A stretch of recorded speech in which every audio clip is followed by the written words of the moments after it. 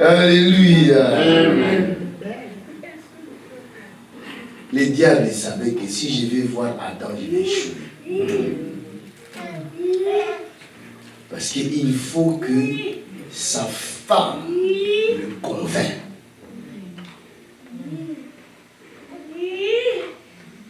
Quand Ève a mangé le fruit sous le conseil du diable, Dieu n'était pas venu condamner. Non. Le péché n'était pas consumé. Ève mange les fruits, ce n'est pas un problème. Ça dérange personne. Et personne ne s'est retrouvé nu. Vous lisez bien la Bible, non? Allez lire dans Genèse chapitre 3, je vois la maison à partir du verset 1. Parce qu'aujourd'hui, je vais commencer au verset 9. Si j'attends que je commence au verset 1, tu vas attendre longtemps. Il n'y avait pas de péché. Elle va manger le fruit seul. Elle a vu que le fruit était bon. Seul. Et ça n'a pas touché Dieu. La nudité d'Ève ne s'est pas fait voir ou découvert. Non. Elle était toujours habillée, donc revêtue de la gloire de Dieu. La gloire de Dieu était toujours là. Je vais vous montrer ce secret-là. Votre œil s'ouvrira. Vous allez comprendre qui vous êtes. Hein? Vous allez comprendre qui vous êtes. Où est-ce que Dieu vous met? La femme. Dis à ton prochain, la femme. La femme. C'est la créature la plus merveilleuse qui existe dans l'univers. La femme, elle est merveilleuse. La femme, elle est plus que les anges. Les femmes qui vous négligez là. Les mariés sont là. Celles de mariés. Si tu es célibataire, ne regarde pas la femme. C'est dangereux. C'est les mariés qui ont le droit de regarder aux femmes. Il est femme. Ne regardez pas une autre femme. Toi, ta femme, tu l'as laissée à la maison. Il n'a pas le droit de regarder. Alléluia. Toi, regarde ta femme. Dis-lui, tu es la créature la plus merveilleuse qui existe.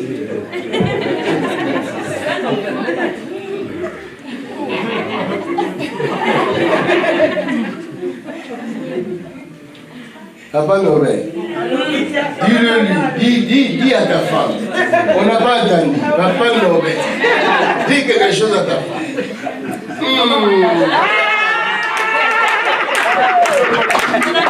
Tu peux aussi faire un bisou.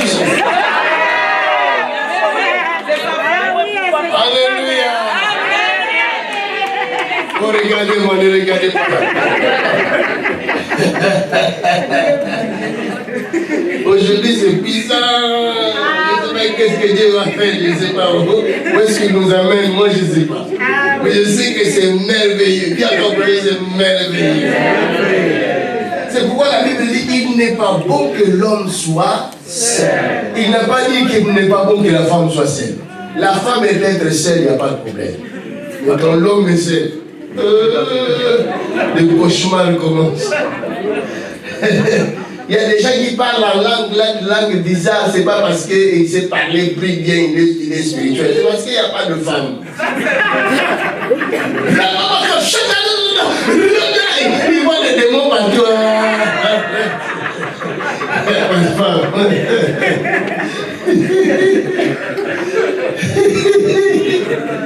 Il n'est pas bon que l'homme soit seul. Je lui ferai un être semblable.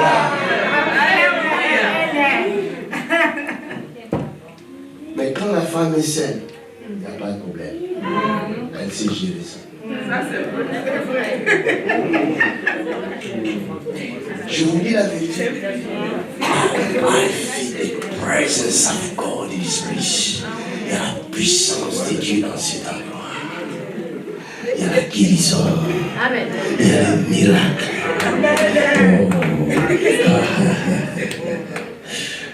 King, thank you. Oh, thank you. Thank you. La femme est spéciale. spécial. Vous me comprenez? Amen. Je parle de la femme. Vous allez comprendre. Je parle de la femme. Écoutez-moi très bien. Il s'agit de la femme. Je ne comprends pas les femmes qui cherchent l'égalité aux hommes. Je vous expliquerai aussi qui sont ces femmes qui cherchent à être égales aux hommes. Ce ne sont pas des femmes dont je parle. Ce sont des extraterrestres.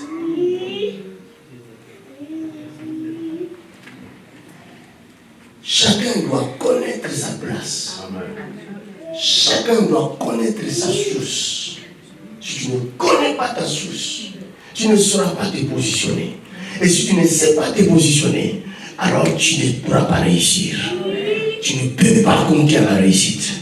Tu ne peux pas compter au succès. Le succès ne viendra que si tu es sur ta place.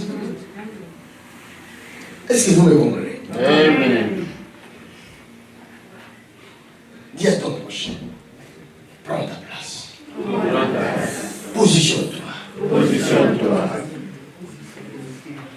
La femme, elle a parlé avec Satan. Mais ce n'est pas Adam qui a parlé avec Satan. La femme a mangé le fruit. Elle ne s'est pas retrouvée nue. Elle avait toujours la gloire de Dieu sur elle. Parce que le vêtement qu'il portait tout le temps, c'était la gloire de Dieu. Ce n'était pas ce vêtement-là, mais c'était la gloire de Dieu. Mais quand la femme a convaincu son mari Adam, et elle a donné le fruit à Adam, et qu'Adam a mangé ce fruit, c'est dans ce moment-là, le péché a été consommé. Vous comprenez? Amen. Et leurs yeux a fait quoi? Et qu'est-ce qu'ils ont compris? Qu'ils étaient nus. Où était parti le vêtement là? C'était quel couturier qui avait fait les vêtements? Prenez soin. Est-ce que vous allez vous découvrir? Alors Dieu va venir après. Après leur parler. Il a commencé à s'entretenir avec eux. Adam, où es-tu? Mais qui vous a dit que vous étiez nus? Moi, je vous ai créé comme ça. Qui vous a dit? Et dit, oh, c'est la femme que tu m'as donnée. Les hommes, ne cherchez pas à vous marier si vous n'avez pas assez de connaissances de la parole de Dieu. Ne cherchez pas à vous marier. C'est un bon conseil que je vous donne. C'est pourquoi vous voyez beaucoup d'échecs dans les mariages d'aujourd'hui. Sur 100 des mariages qu'on a célébrés l'année passée, au moins 60% sont déjà en train de divorcer. Après 10 ans, au moins 90% seront déjà divorcés.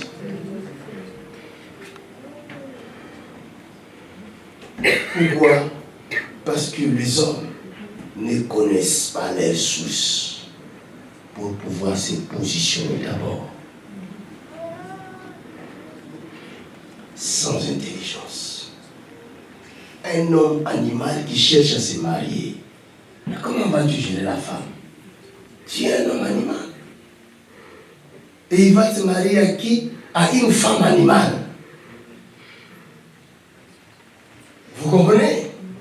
Hier, je vous ai dit, il y a des gens qui croient vivre, mais en réalité, Si on t'ouvre les yeux pour voir la personne qui est à tes côtés, tu peux voir un homme à plusieurs têtes, une femme à plusieurs têtes. Alors toi, tu veux épouser une femme à plusieurs têtes. Pourquoi plusieurs têtes? Parce que chaque fois que tu sors avec un homme, tu deviens avec cet homme-là un même corps. Alors, tu as sorti avec André.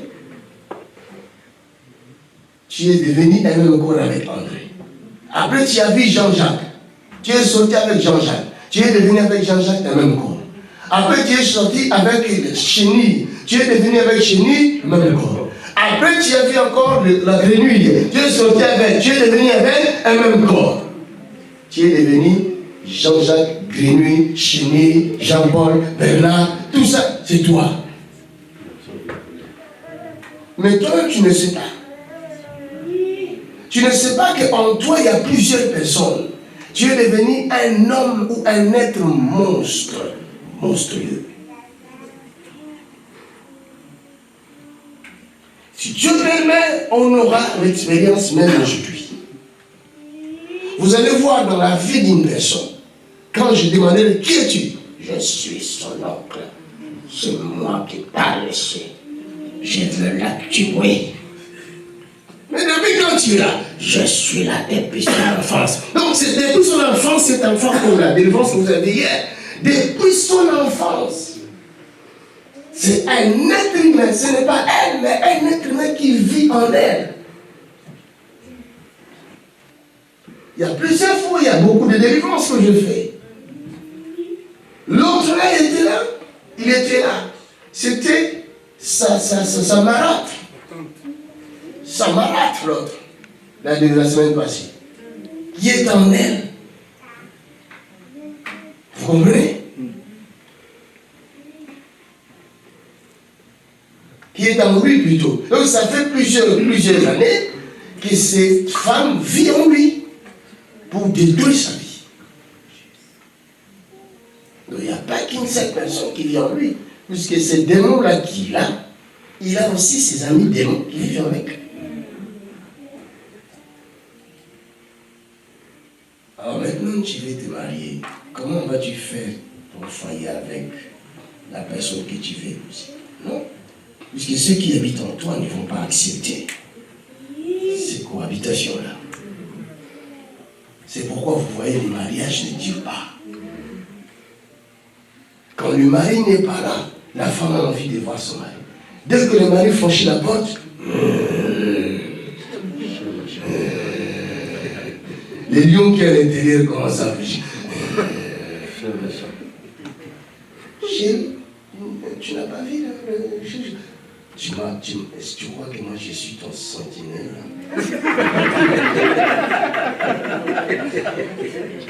Alléluia.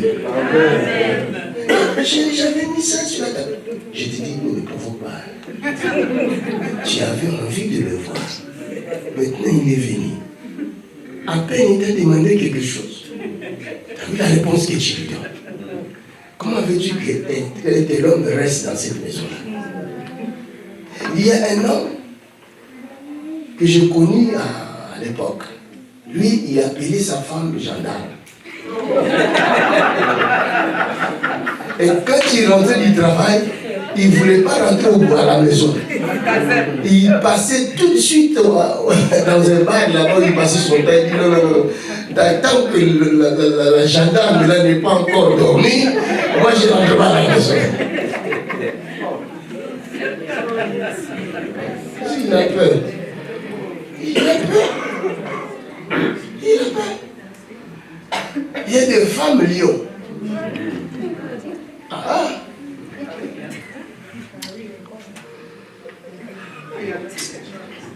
J'ai vu sur le net une femme qui a pris son mari.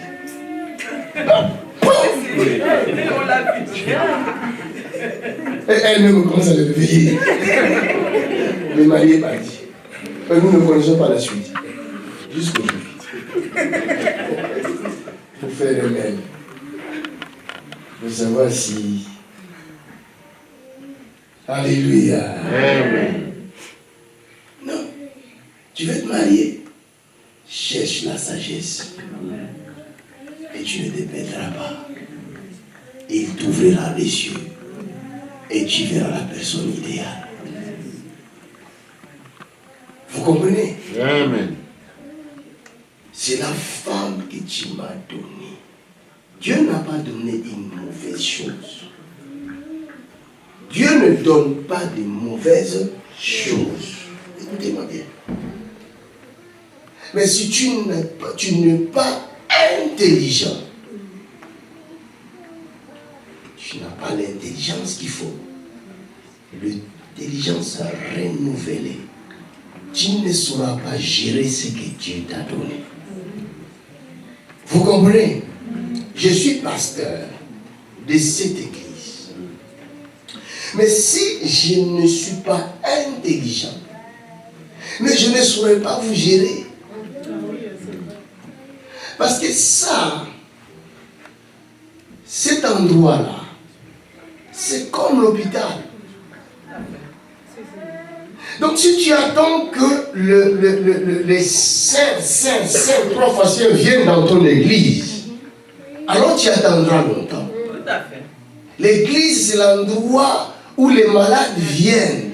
C'est des fois les malades physiques ou les malades spirituels. Ils viennent pour chercher la guérison, la délivrance, la restauration de leur âme.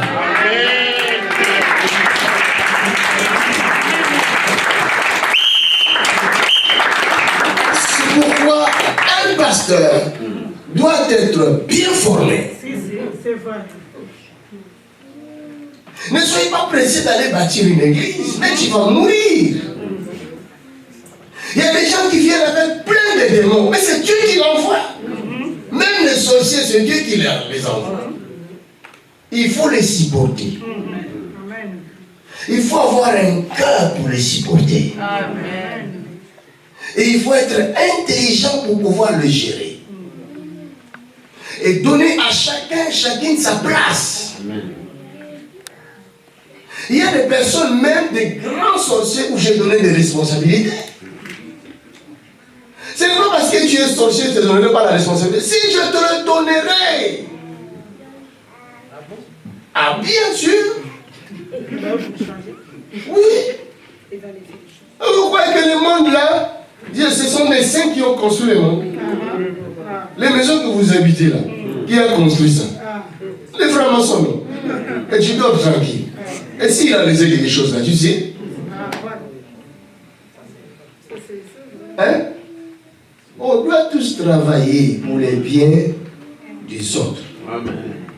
Même un sorcier doit travailler pour les biens des autres. Ne pense pas que dans une église, il n'y aura que du saint. Non. Non. Nous tous là, on n'a pas été changés du jour au lendemain. On venait à l'église, on faisait des choses en cachette. Mais quand on venait là, on mettait les costumes des saints. Alléluia. Alléluia. Concentré aussi. Alléluia. Gloire à Dieu. Alléluia. Alléluia. Oh, il vient de faire un péché. Les péchés. Mais dès qu'il a franchi la porte de l'église, Alléluia. Frère Makanzu, nous allons appeler Frère Makanzu, va faire une prière d'ouverture. Alléluia, Seigneur, mon Dieu, mon roi. Je te bénis parce que tu es merveilleux. Tu es ici parmi nous. Laissez-nous regarder Makanzu.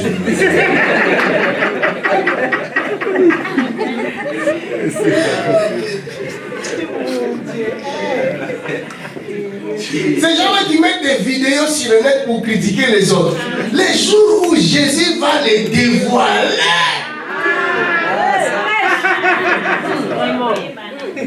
on va comprendre leur nature. Les gens vont dire, lui aussi.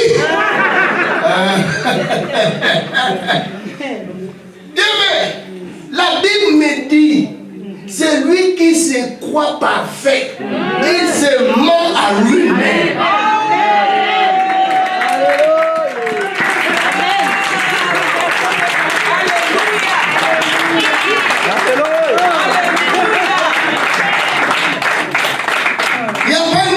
jamais sur terre.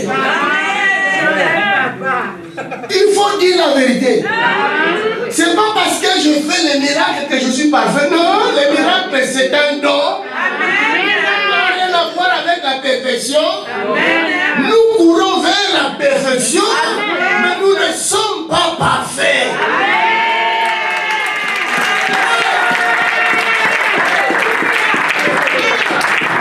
Arrêtez de considérer les autres comme s'ils étaient des sous-hommes. Mais toi tu es homme, c'est toi qui es parfait, c'est toi qui es Jésus-Christ, c'est toi qui es allé sur la croix pour nous, c'est toi qui es mort pour nous.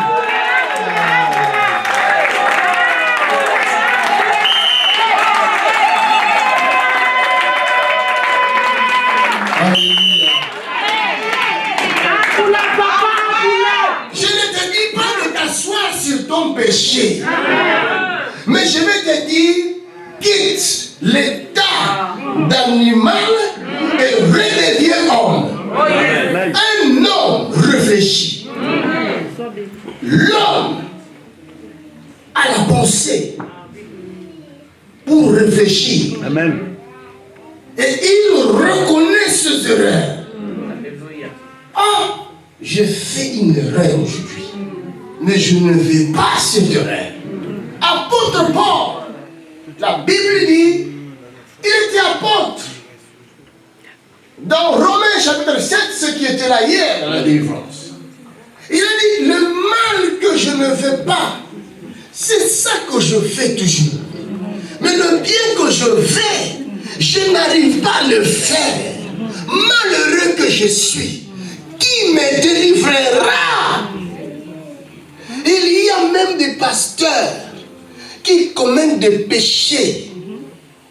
Mais dans leur chambre, ils pleurent. Ils cherchent la délivrance. Mais le problème, c'est quoi? Ce qui nous tue les hommes, c'est notre orgueil. C'est pourquoi on nous jette des pierres. Parce que devant les gens, nous voulons nous faire montrer comme des parfaits. Je suis bishop, archibishop. Et les jours où ils vont voir ta nudité, ce sont les mêmes personnes qui te considèrent. Toi aussi tu es comme nous. Archi. Tu vois? Parce que tu leur as toujours montré l'image d'un ange. Il faut leur dire que je suis un homme de la même nature que vous. Afin de les encourager de faire ce que toi aussi tu fais. Parce que si je fais des miracles et que je vous cache la vérité, vous allez commencer à m'adorer. Vous voyez, vous allez faire de moi Dieu. Et le jour où vous verrez ma nudité, ça va casser votre foi.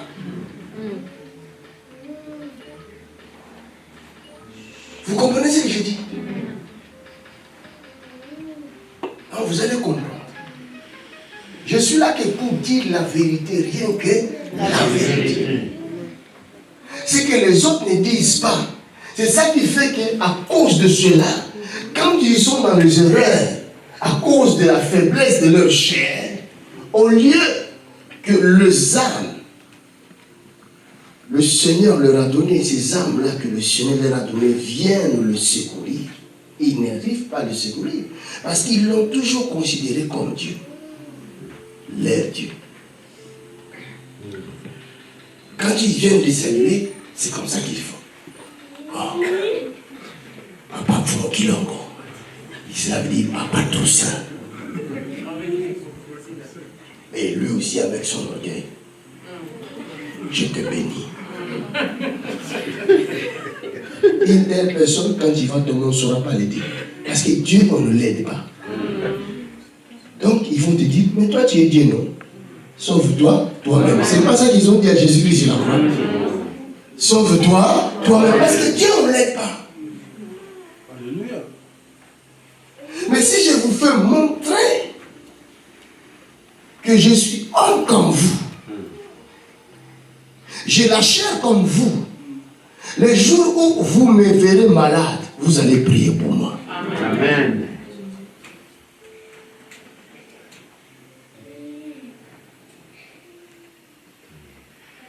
Il y a des gens qui croient que parce que nous prions pour les malades, nous ne tombons pas malades. Et le jour où ils vont voir qu'il est malade, oh, il a péché.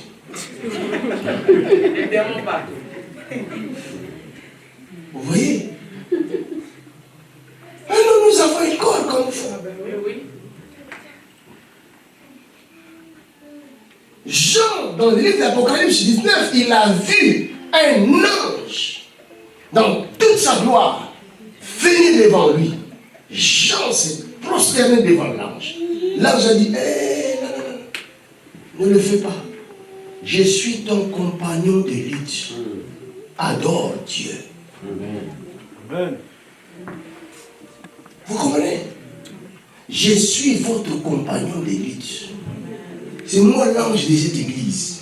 Mais je suis votre compagnon de lutte. Vous et moi, nous devons adorer Dieu. Nous devons rendre gloire à celui qui est digne d'être adoré. Amen. Alléluia. Amen. Ne déconsidérez pas les autres. Ne méprisez pas les autres.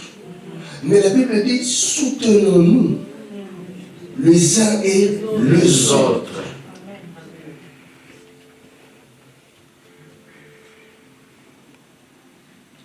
Donc là où vous passez là, je suis passé par là. J'étais là, je venais, je restais assis dans les chaises, j'écoutais la parole de Dieu pendant longtemps. Et c'est les erreurs dont vous commettez aujourd'hui, je les commettais aussi.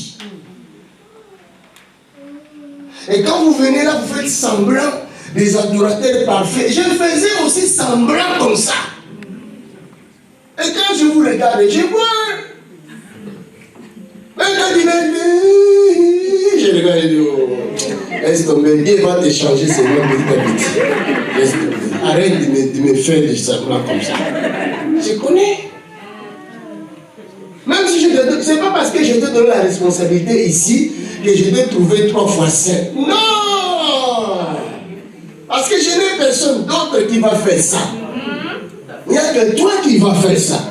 Avec tes erreurs, fais-le seulement. Petit à petit, tu changeras toi-même. Alléluia. Amen. Il n'y a que les animaux qui ne changent pas. Amen. C'est vrai.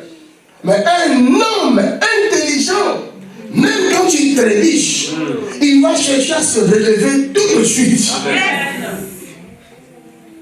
Ceux qui demeurent dans le péché, ce ne sont pas des vrais hommes, ce sont des hommes animaux. Parce qu'ils n'ont pas la pensée de prendre, de reprendre leur place. Tu dois récupérer ta place. Amen. Vous comprenez? Amen. Dis à ton prochain, tu dois récupérer ta place. Amen. Quand Dieu a créé le monde, Dieu n'avait pas créé le péché. Le péché égale désobéissance. C'est ça le péché. La désobéissance. Dieu a dit ne mangez pas. Et l'homme a fait quoi? Il a mangé. Il a désobéi. C'est ça le péché. Tout le reste, ça suit après. Le péché, c'est la désobéissance.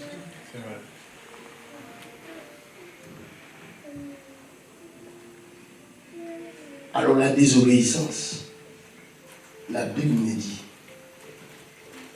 est plus que la sorcellerie. Vous comprenez? La désobéissance est plus que la sorcellerie. Alors quand nous chassons les sorciers à l'église, nous jetons des pierres sur les sorciers à l'église, et nous-mêmes alors, nous ne désobéissons pas à Dieu. Hein? Je dis ça chauffe. Hein? Ça fait du bien. Amen. Et je continue. Amen. Ok, je vais continuer. L'homme a désobéi. Il s'est retrouvé nu. Le péché est dangereux. Dès que votre intelligence est renouvelée, vous commencez à comprendre les choses de Dieu. Vous commencez à connaître Dieu. C'est pourquoi la Bible dit la crainte de l'Éternel est le commencement de la sagesse. Quelqu'un qui commence à comprendre Dieu, à comprendre que ce Dieu existe et que ce Dieu mérite l'honneur, la gloire et la louange, cette personne-là, en quelque sorte, a compris sa source. Il a compris qu'il est sorti de Dieu et qu'il doit chercher ce Dieu, il doit l'honorer. Vous comprenez? Amen. Et c'est dans ce moment-là, quand Dieu voit cette attitude-là dans l'homme, Dieu commence à observer une telle personne. Dieu n'observe pas n'importe qui. Allons dans Psaume de David, au chapitre 14. Vous allez voir. La Bible dit quelque chose d'extraordinaire. Verset 2, il dit: l'Éternel du haut des cieux regarde le Fils de l'homme pour voir s'il y a quelqu'un qui soit intelligent, qui cherche Dieu. Tous sont égarés, tous sont pervertis. Il n'y en a aucun qui fasse le bien, pas même un seul. Vous comprenez? Pas même un seul. Du haut des cieux,